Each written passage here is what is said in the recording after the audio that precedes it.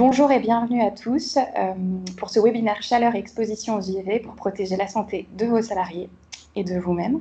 Je suis Aimée Martineau, infirmière de santé au travail sur le secteur de Pessac. Je suis le docteur Cabantou, je suis un médecin sur le secteur de Pessac également. Je suis Nicolas Dessart, infirmier santé au travail sur le secteur de Senon. Quelques informations avant de commencer notre présentation. Vous avez vos micros et vos caméras qui sont coupés pour éviter les interférences tout au long de notre exposé. Mais n'hésitez pas à poser vos questions sur la partie chat de Teams. On y répondra à la fin du webinaire. Un temps d'échange est prévu pour répondre à vos questions. À savoir aussi que le webinaire sera enregistré et disponible sur la chaîne YouTube du SSTI 33. Voilà. S'arriver encore un petit peu. Ce que nous allons aborder ensemble, donc pour commencer, le constat du changement climatique. Ensuite, on verra ensemble les effets sur la santé de l'exposition aux fortes chaleurs et aux rayons UV. On fera un point sur la réglementation et on terminera par de la prévention. Je laisse la parole. Alors, nous allons commencer donc par le constat concernant le changement climatique et les expositions aux UV des salariés.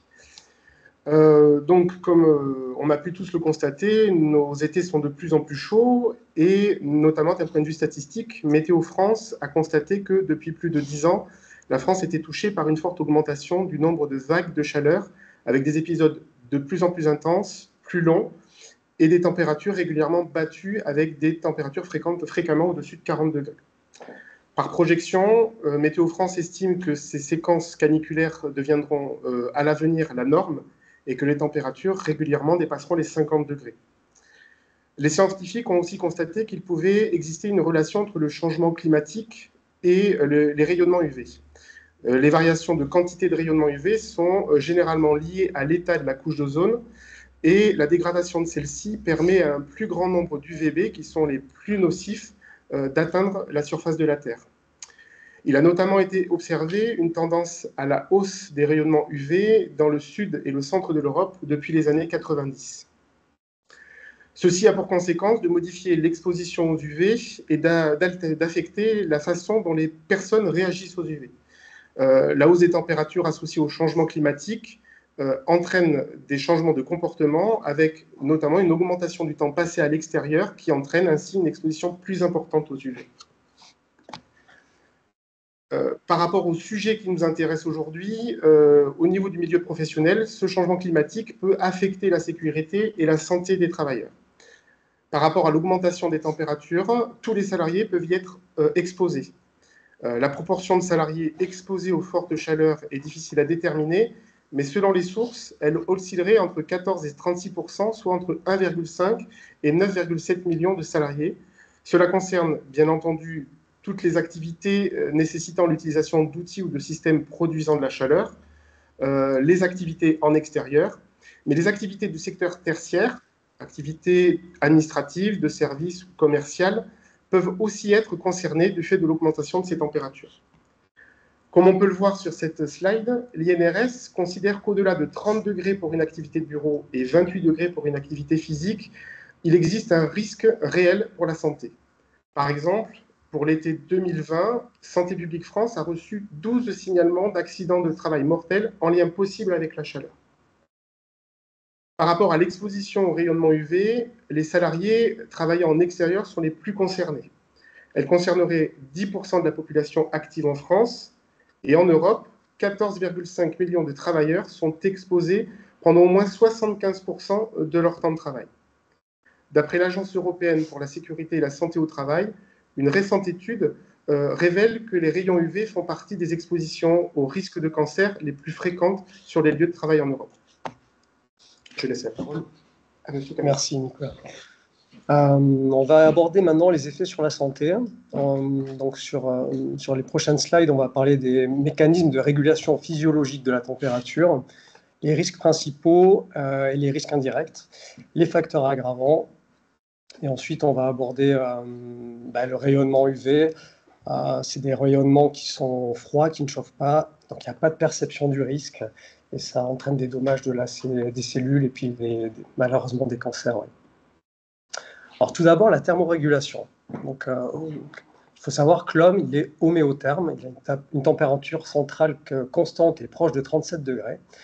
Et pour maintenir cette température constante, c'est une balance qui se fait, comme vous pouvez le voir sur le schéma sur la droite, sur la slide, entre la thermogénèse et la thermolyse. Donc, la thermogénèse, c'est la production de chaleur. Cette production de chaleur, elle se fait par le métabolisme, l'activité physique, l'absorption aussi de la chaleur extérieure.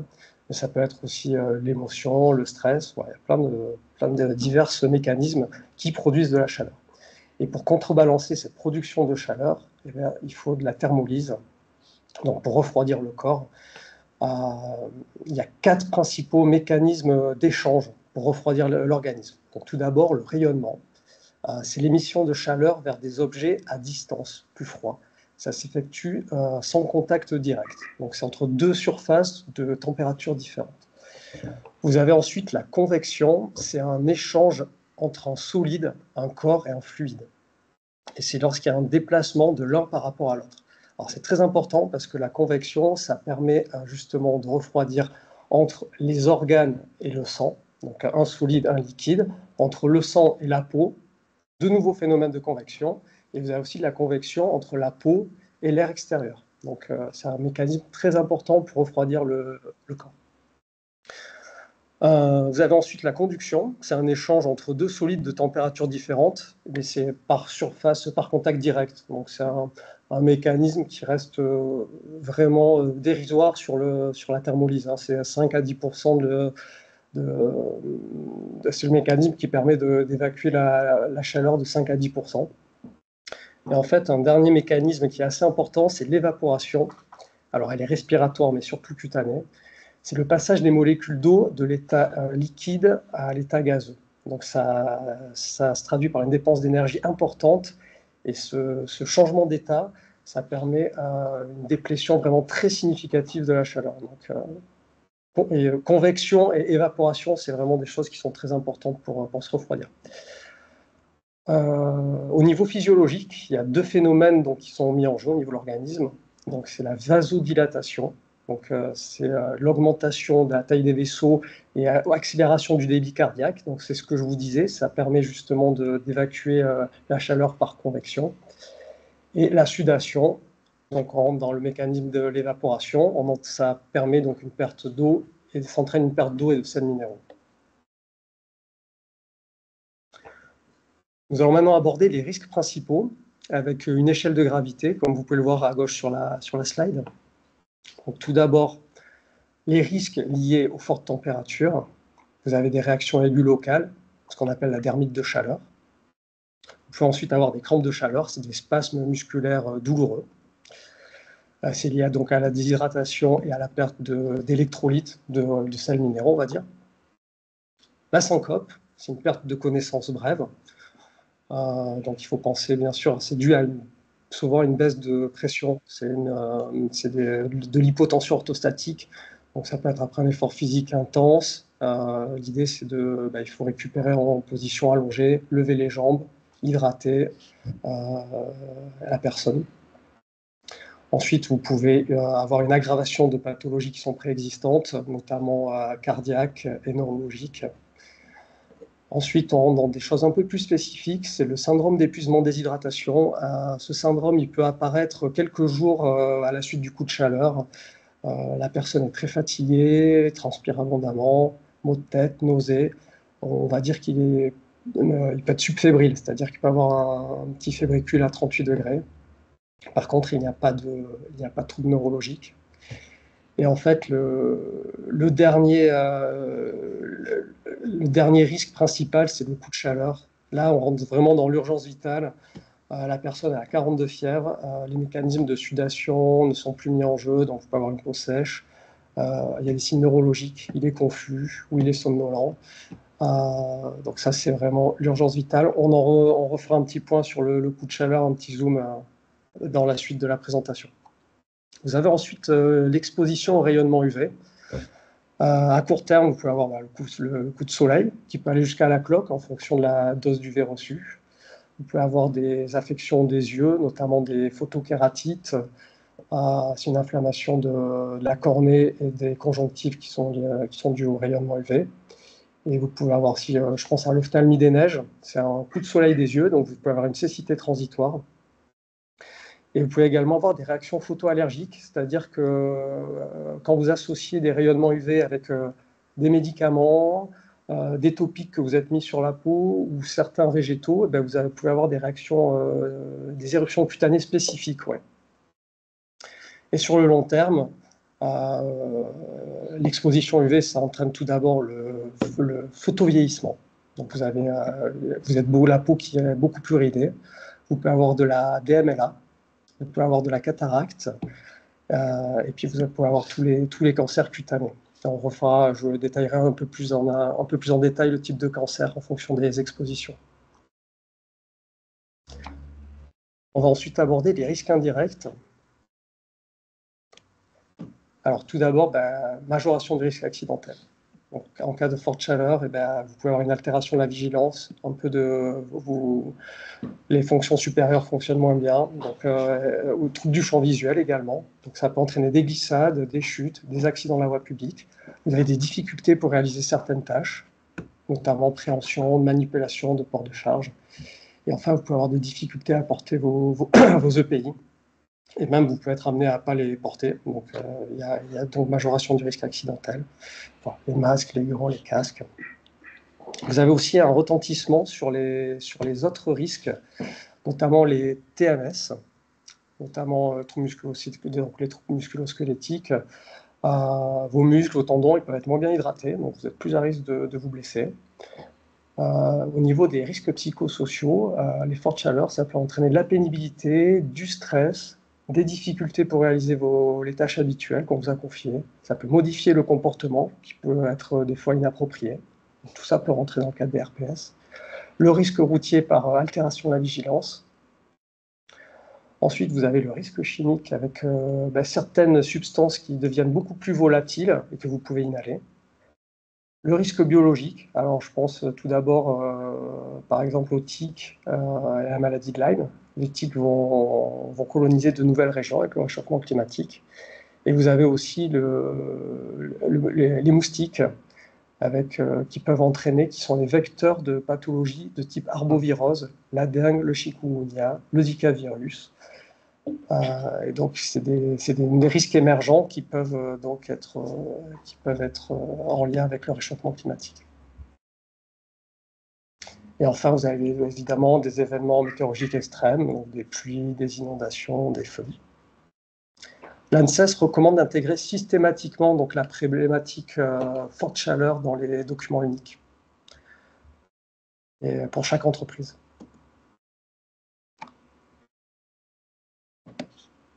Ah. J'ai un petit bug. Voilà. Excusez-moi.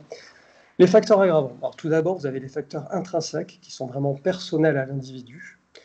Alors, vous avez l'âge. Donc, en avance en âge, vous avez vos capacités qui sont amoindries face aux contraintes thermiques. Vous avez un système cardiovasculaire qui fonctionne moins bien et votre seuil de déclenchement à la sudation est plus élevé.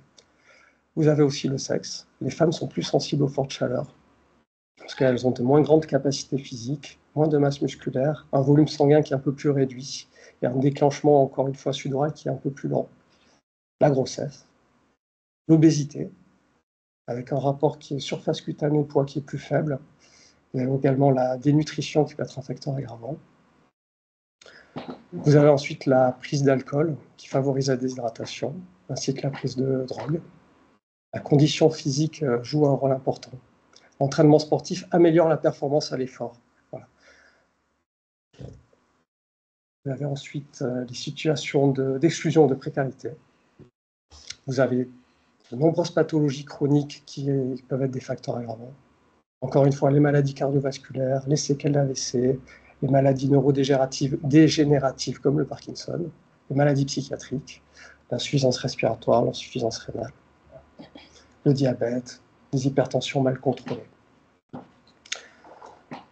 Il y a la notion aussi d'acclimatation. Il faut savoir que l'acclimatation, ça se fait entre 8 à 12 jours. C'est toujours transitoire. Et ça permet, en fait, ça permet d'avoir une sudation plus abondante et avec une concentration en sels minéraux qui est plus faible. Donc l'organisme s'adapte aux fortes chaleurs à 8 à 12 jours. Et par contre, c'est toujours transitoire et au bout de 8 jours, ça disparaît. Et enfin, si vous prenez des médicaments, ça peut être un facteur intrinsèque. Vous avez des médicaments qui favorisent la déshydratation, vous avez des médicaments qui peuvent induire une hyperthermie, vous avez aussi des médicaments qui jouent sur le cardiovasculaire, avec notamment tout ce qui est antihypertenseur. Ensuite, sur cette slide, on va évoquer les facteurs extrinsèques. Les travails avec les contraintes physiques importantes, vous comprenez bien que c'est un facteur aggravant.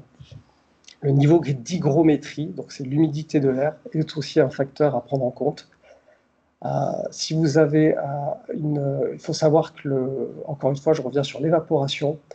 Quand vous transpirez, en fait, il faut que la sueur passe à l'état gazeux pour perdre de la chaleur.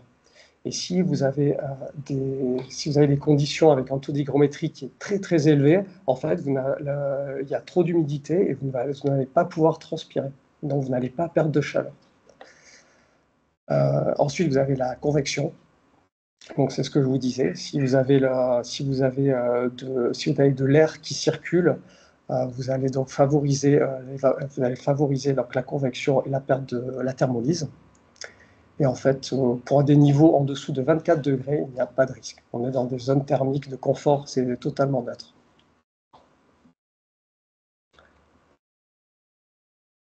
Donc on fait un petit focus sur les postes les plus à risque. Ce sont évidemment des métiers qui sont exercés dans des environnements clos, dans des ambiances de travail chaudes. Donc je pense aux boulangers, aux cuisiniers, aux pressing, et puis dans l'industrie, les soudeurs, les fondeurs. Évidemment, le travail à l'extérieur, les ouvriers du BTP, du béton et de l'extraction, les agriculteurs, les éleveurs, les maraîchers. Quand vous avez des conditions, quand vous travaillez en intérieur, mais avec des combles qui peuvent être mal isolés, donc le travail en sous-toiture par exemple, évidemment, encore une fois, le travail a des contraintes physiques fortes, parce que vous majorez les contraintes physiques, et vos contraintes physiques plus chaleur, votre coût cardiaque il devient très très élevé, donc ça devient de plus en plus dur. Et vous avez par exemple, à droite de la slide, vous avez un tableau qui vous montre les durées limites d'exposition acceptables en fonction du travail et de la température. Sur la colonne de milieu, pour un travail de niveau modéré, c'est-à-dire que vous conduisez un engin, vous vissez, vous clouez, vous marchez. À 20 degrés, vous pouvez tenir ce travail 213 minutes, alors qu'à 40 degrés, vous ne pouvez le tenir plus qu'une demi-heure. Pour un travail qui devient qualifié de dur, plus de 450 watts, c'est la dépense d'énergie qui est exprimée comme ça. Donc là, c'est si vous faites de la manutention d'objets lourds, pousser, tirer des chariots, brouettes, sciage, rabotage, vous pouvez tenir 90 minutes à 20 degrés, vous ne pouvez tenir plus que 13 minutes à 40 degrés. Sur le long terme, on va parler des cancers cutanés, et donc ce qui est la résultante du risque des ultraviolets. Donc encore une fois, ce sont des rayons froids, on n'a pas la perception du danger. Vous avez les carcinomes basocellulaires et épidermoïdes qui sont vraiment très fortement liés aux expositions professionnelles. Vous avez ensuite les mélanomes. Et puis vous avez des lésions précancéreuses de type kératose solaire, ptérygion. Et vous avez aussi des cancers de l'œil, le carcinome de la cornée, de la conjonctive. Et il y a aussi ce que j'évoquais, pas dans les cancers, mais DMLA, cataracte, c'est des lésions qui sont favorisées par les rayons UV. L'incidence est en nette progression. Nous sommes à 150 000 nouveaux cas par an en France. Ça a été multiplié par 3 entre 1990 et 2023. Et les mélanomes, on est à quasiment 18 000 mélanomes en 2023. Le facteur de risque principal, encore une fois, c'est l'exposition aux ultraviolets. C'est vraiment le principal facteur de risque des cancers cutanés. Alors, vous avez les cancers qui sont différents en fonction du type d'exposition. Pour des expositions chroniques et répétées, ça va plutôt entraîner des carcinomes épidermoïdes.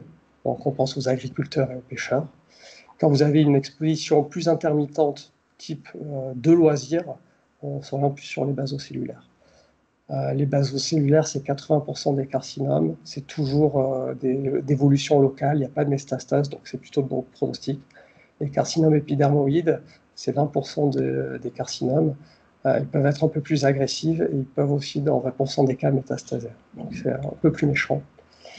Ensuite, vous avez l'exposition de type coup de soleil, plus dans l'enfance, ce qu'on appelle, c'est la période critique.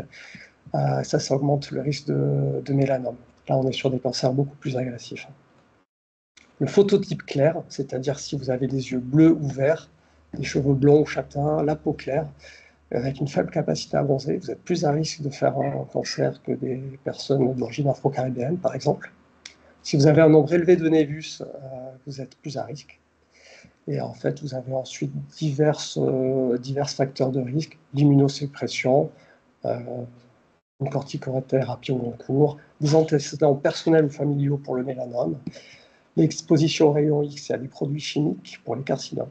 Et on pense à l'arsenic qui peut rentrer dans la production d'alliages métalliques pour la fabrication de batteries électriques ou de semi-conducteurs, et pour certains fongicides également.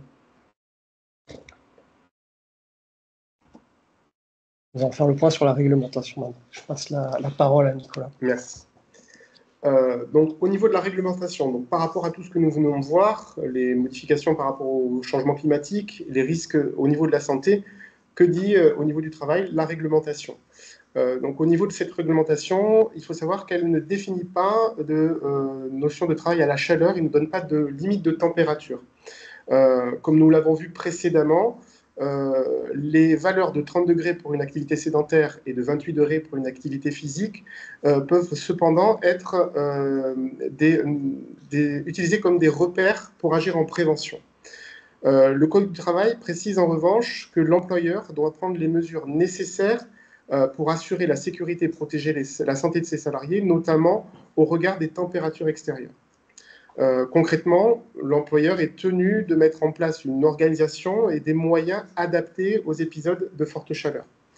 À savoir, intégrer, comme on l'a vu avec l'ANSES, intégrer le risque lié aux ambiances thermiques au DURP, comme tout autre risque professionnel, mettre en place une ventilation des locaux de travail correcte et conforme à la réglementation, mettre à disposition des salariés de l'eau fraîche, et notamment, par exemple, au niveau du BTP, la norme, la réglementation indique 3 litres d'eau fraîche par jour et par personne.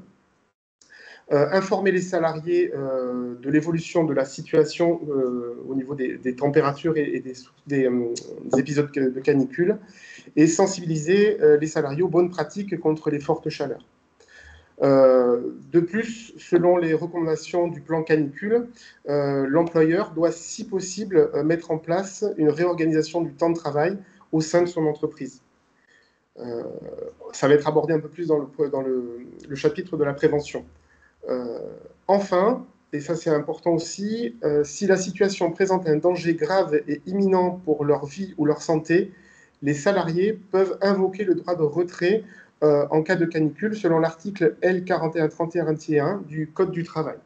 Donc ça, c'est aussi important, puisque on voit bien ici la notion de danger en lien avec la chaleur. Au niveau réglementaire aussi, il y a un outil qui a été créé en 2018, qui est un outil d'information, c'est la plateforme Canicule Info Service. Celle-ci est disponible au 0800 06 66 66, comme c'est indiqué sur la diapo. Elle est disponible de 9h à 19h, gratuitement depuis un poste fixe. Elle est activée à partir du premier épisode de canicule et permet de répondre aux différentes questions et d'informer sur les recommandations sanitaires à suivre en période de forte chaleur. Elle permet d'obtenir des conseils pour se protéger son entourage et pour adopter les bons réflexes en cas de forte chaleur.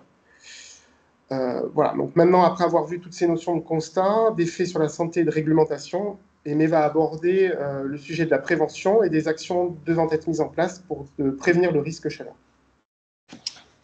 En effet, vous avez plusieurs choses pour limiter l'exposition à la chaleur et aux rayons ultraviolets des salariés. La première, ça va être de s'organiser en amont, d'anticiper un petit peu, en vérifiant quotidiennement les conditions météorologiques et les bulletins d'alerte. Vous pouvez, donc on l'a dit effectivement, et vous devez mettre à disposition des salariés de l'eau fraîche. Vous pouvez aussi prévoir un local frais pour les pauses de récupération, lorsque c'est possible. Et il faut au maximum limiter le travail physique en mettant des outils d'aide à la manutention et par le biais de la mécanisation des opérations aussi. Vous pouvez aussi aménager les horaires et les rythmes de travail, donc quand c'est possible, toujours en travaillant aux heures les plus fraîches et les moins ensoleillées, en favorisant la rotation des postes.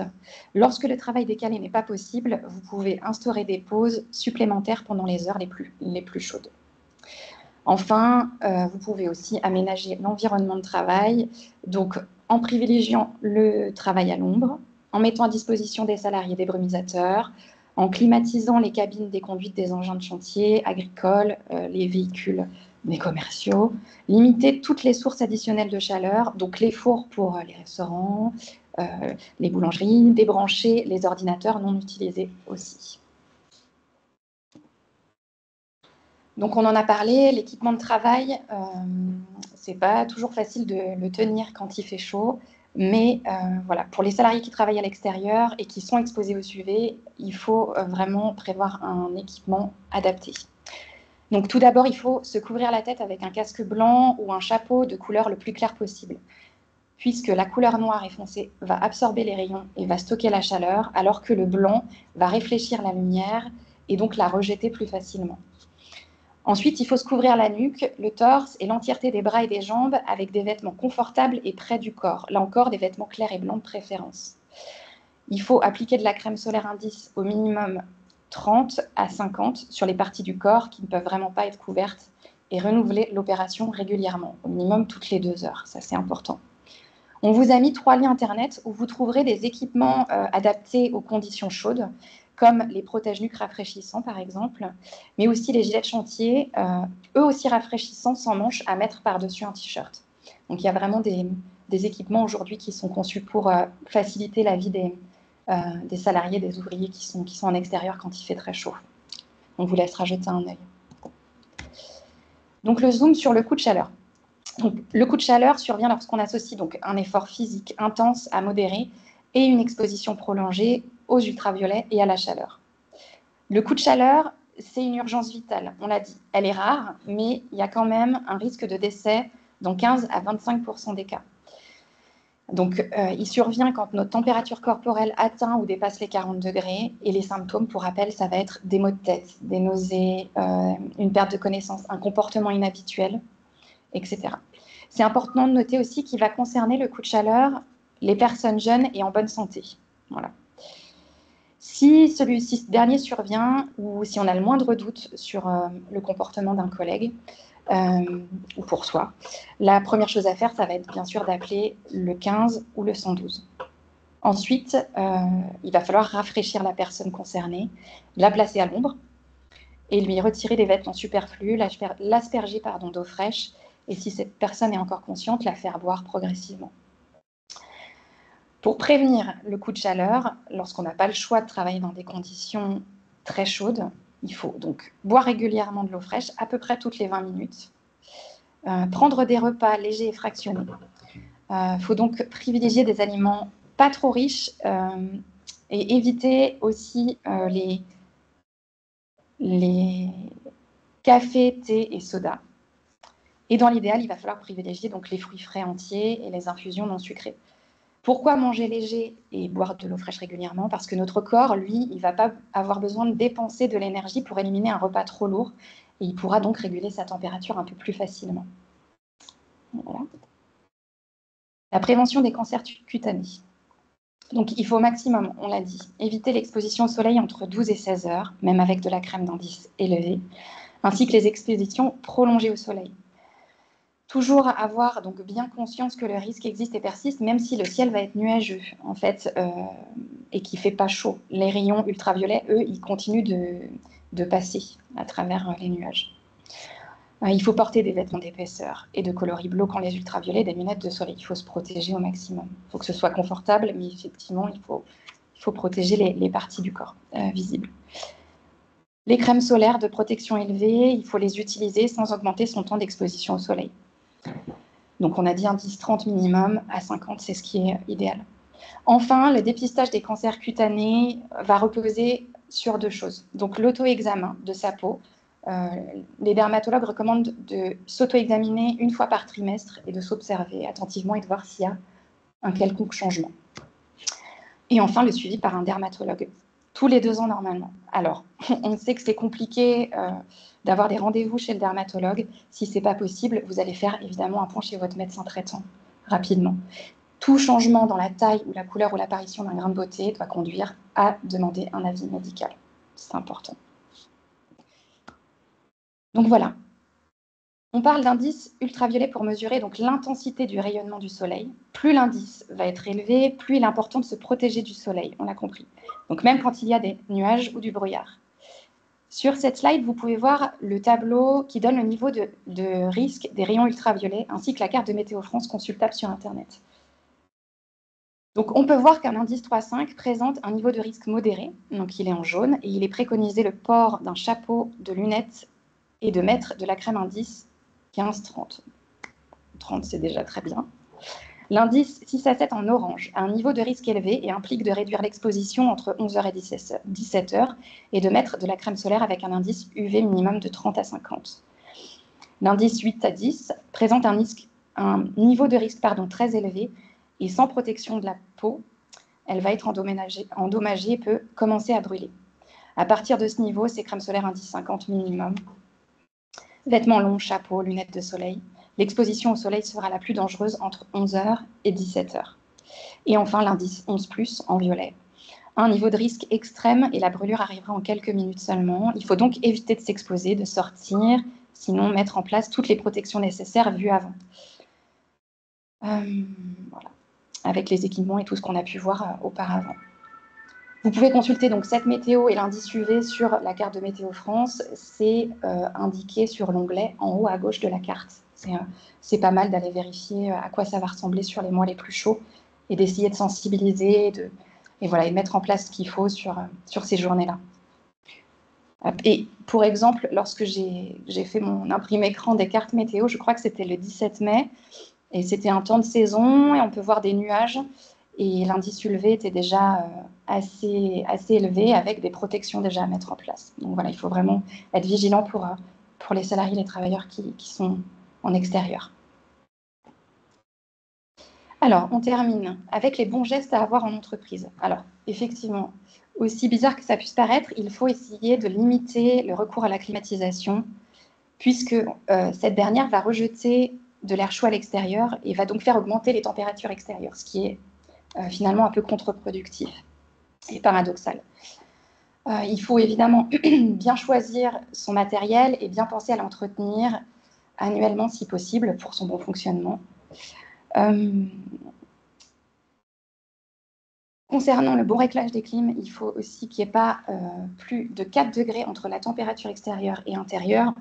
On conseille de ne pas descendre les clims sur les mois chauds en dessous de 26 degrés. Voilà, pour pas qu'il y ait trop de choc thermique. Éviter de tomber malade. Quelques alternatives. Donc, repenser l'isolation thermique des bâtiments. Vous avez des aides de l'ADEME, donc qui est l'Agence de l'environnement et de la maîtrise de l'énergie. Le prêt éco-énergie PEE pour les micro-entreprises, les TPE et les PME. Il existe aussi des aides fiscales à la transition énergétique des entreprises. Aujourd'hui, et cela vaut aussi pour les maisons individuelles, évidemment, il faut privilégier ou modifier la peinture de ces toitures en mettant en place des peintures blanches, les toits végétalisés, mais aussi repeindre ces volets quand ils sont noirs ou foncés dans des couleurs plus claires. On a parlé de la couleur des vêtements, c'est aussi le cas pour nos bâtiments. Vous pouvez aussi faire installer des films anti-chaleur sur les vitrages des fenêtres, donc pour les salariés des bureaux, évidemment. Ces films anti-chaleur, ils vont venir stabiliser la température intérieure et rejeter jusqu'à 82% de la chaleur. Donc, c'est vraiment très intéressant. Et pour remplacer ou pallier aux climatisations, vous pouvez installer des plafonniers ventilateurs dans les bureaux et les espaces collectifs. Ça ne va pas refroidir comme les clims, mais ça va rafraîchir. Et pour conclure, c'est le cumul de toutes ces solutions, évidemment, qui va contribuer à faire baisser la température globale du lieu de travail. Voilà. Je laisse le mot de la fin à Nicolas. Donc voilà, donc enfin pour terminer cette présentation et mettre en avant le message principal de ce webinaire qui est la prévention, on voulait vous présenter donc une affiche de l'INRS qui reprend en fait tous les éléments de prévention que l'on peut mettre en place et qui serait nécessaire de mettre en place afin de limiter le risque professionnel en lien avec la chaleur et les rayonnements UV. Il est aussi important de bien avoir la notion que ce risque concerne maintenant, du fait du changement climatique, l'ensemble des salariés au final. Voilà, donc merci beaucoup pour votre attention. Merci. On va maintenant, on espère qu'il vous a plu et on va maintenant passer à la réponse aux différentes questions que vous avez pu poser.